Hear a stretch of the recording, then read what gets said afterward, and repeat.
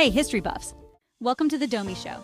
This is a compilation video of our World War II short series. Grab some popcorn and enjoy the video. Stop doing history the hard way. Let's break down how World War II kicked off in a flash. The year was 1939. Adolf Hitler, leader of Nazi Germany, invades Poland on September 1st. Britain and France, bound by treaties, declare war on Germany 2 days later. This wasn't just a European affair. Japan, already on a rampage in China, joins the Axis powers. Italy under Mussolini hops on the bandwagon. The world plunges into chaos, with alliances forming and battles raging. The invasion of Poland set off a chain reaction, dragging nations into the fray. This was the spark that ignited a global conflict. And just like that, World War II began. Stay curious, stay informed, and keep exploring history with the DOMI Show. Follow its DOMI Show. Why did the Treaty of Versailles spark a wave of totalitarian regimes? Let's unravel this historical puzzle. Signed in 1919, the Treaty of Versailles aimed to bring peace after the devastation of World War I. But instead, it stirred the pot for future conflicts. Germany faced harsh penalties, crippling reparations, military restrictions, and territorial losses. This brewed resentment and economic turmoil, creating the perfect storm for radical leaders to rise. Enter Adolf Hitler. He capitalized on German anger, promising to restore pride and power. Meanwhile, Italy saw Benito Mussolini rise to power, and Japan embraced militarism, both driven by expansionist visions. These totalitarian regimes pushed aggressive policies, leading to conflicts in Europe and Asia.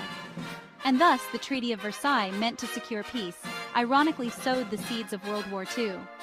Curious how history twists and turns? Stay tuned for more. Adolf Hitler was born in 1889 in Austria. After a troubled youth and failing as an artist, he moved to Germany during World War I.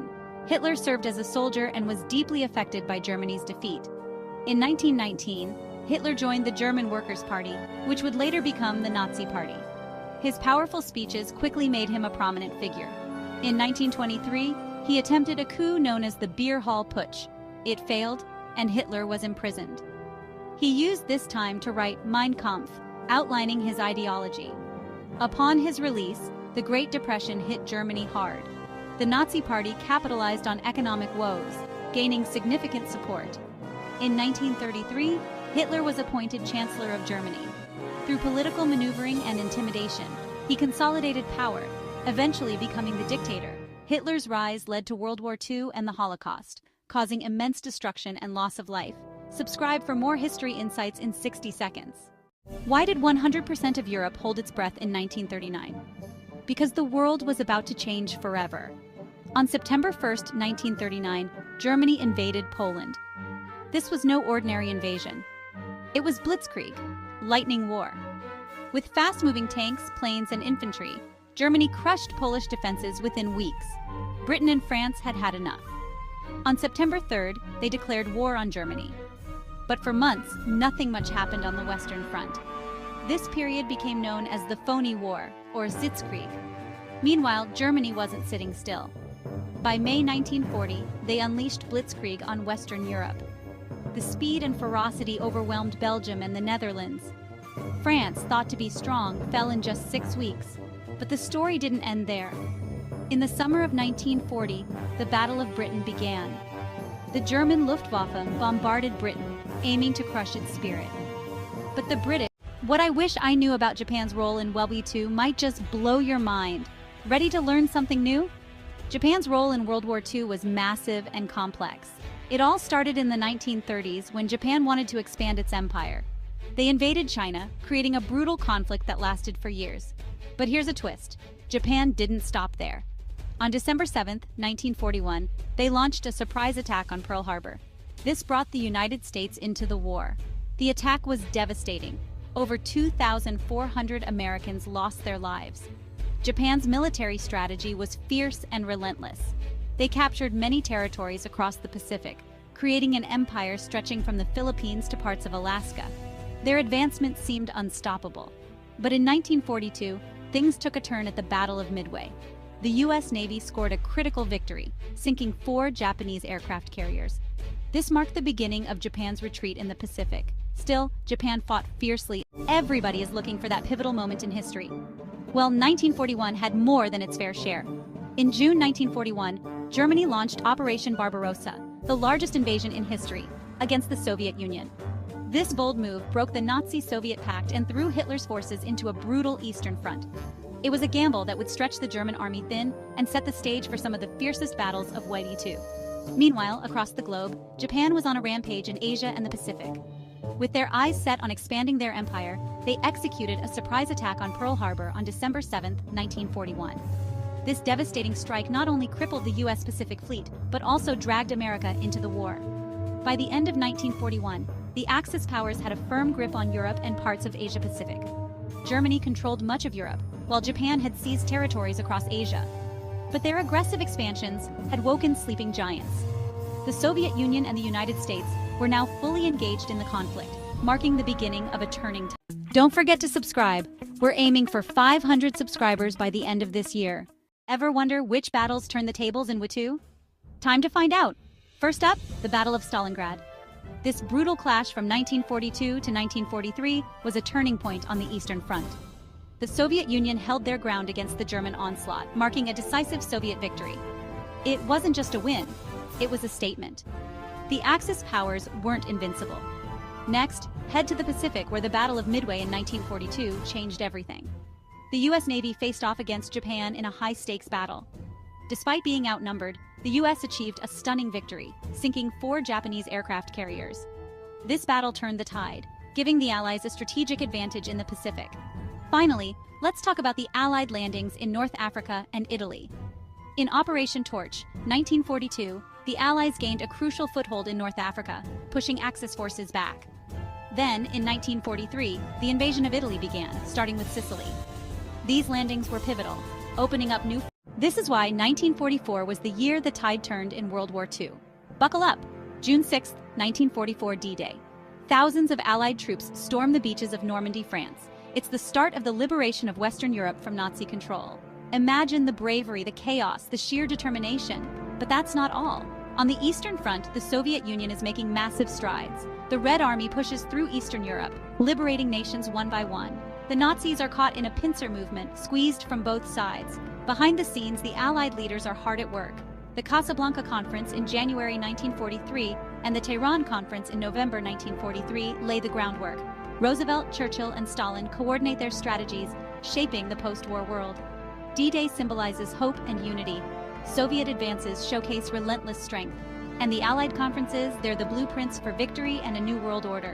1944 wasn't just a year of battles. It was a year of collaboration, strategy, and the beginning of the end for Nazi tyranny. So, what I wish I knew at 12 instead of 20, how the Allies shaped modern Europe in 1945. The Allied forces crossed the mighty Rhine River in March 1945. A pivotal move that shattered Germany's defenses. This bold leap paved the way for an unstoppable advance into the heart of Nazi territory. By May 8, 1945. Victory in Europe Day. Nazi Germany surrendered unconditionally. A moment that marked the end of a brutal conflict and the dawn of a new era. But the story didn't end with the surrender. In February 1945, the Yalta Conference brought together the Big Three: Roosevelt, Churchill, and Stalin. They made crucial decisions about the post-war world. Decisions that would shape Europe for decades to come. The Allies' victory wasn't just about military might. It was a testament to unity, strategy, and resilience. This victory laid the foundation for a more peaceful and cooperative Europe. Remember, you need to hear this if you're a history buff. The story of how island hopping ended World War II is epic. The Allies' island hopping strategy was a game changer in the Pacific. This meant capturing key islands and using them as bases to leapfrog closer to Japan. Two of the toughest battles were at Iwo Jima and Okinawa. At Iwo Jima in early 1945, the Allies faced fierce resistance but secured a critical base. Then came Okinawa, the bloodiest battle of the Pacific, lasting from April to June 1945. It brought the Allies within striking distance of Japan itself. But the fight wasn't over. In August 1945, the U.S. dropped atomic bombs on Hiroshima and Nagasaki. The devastation was unimaginable. Japan realized they couldn't continue. On September 2, 1945, aboard the USS Missouri, Japan officially surrendered. This marked the end of World War II. From the fierce battles on Iwo Jima and Okinawa to the shocking power of atomic bombs, the island-hopping campaign played a crucial role in ending the war. History is full of lessons. You need to hear this if you're a history buff. The mystery of Hitler's last hours is about to unfold. It's April 30th, 1945. Berlin is in ruins, and the Allies are closing in. Deep inside his bunker, Adolf Hitler makes a dramatic decision. With his Third Reich crumbling, he retreats to his private quarters. At 3:30 p.m., he swallows a cyanide capsule and pulls the trigger. Moments later, his loyal aides find him lifeless. The room is filled with the smell of gunpowder and cyanide. In a desperate bid to prevent his capture, they move his body outside. There, they douse it in gasoline and set it ablaze. The charred remains are hastily buried in a shallow grave. And just like that, one of history's darkest chapters comes to a fiery end. Hitler's death marked the fall of Nazi Germany, but questions and conspiracy theories still swirl. What do you think really happened? I think I messed up. Did you know that the end of World War II was just the beginning of another battle? Yup, it's true. Let's dive into 3 major events that carved our world today. First up, the Nuremberg trials. These trials held Nazi leaders accountable for their war crimes. It was the first time the world saw justice on such a massive scale. Next, in the Asia-Pacific region, similar trials took place. Japanese military leaders were also held responsible for their actions during the war. These trials set a precedent for international law and justice. Then, in 1945, the United Nations was formed. This global organization aimed to prevent future conflicts and promote peace. The UN still plays a crucial role in international relations today. But World War II's impact didn't end there. The war's end saw the beginning of the Cold War. Europe and Asia were divided into spheres of influence, setting the stage for decades of political tension between the East and the West. So there you have it. We hope you loved the video. If you do, please like it and leave a comment with your feedback. Remember to subscribe as we aim for 500 subscribers by the end of the year.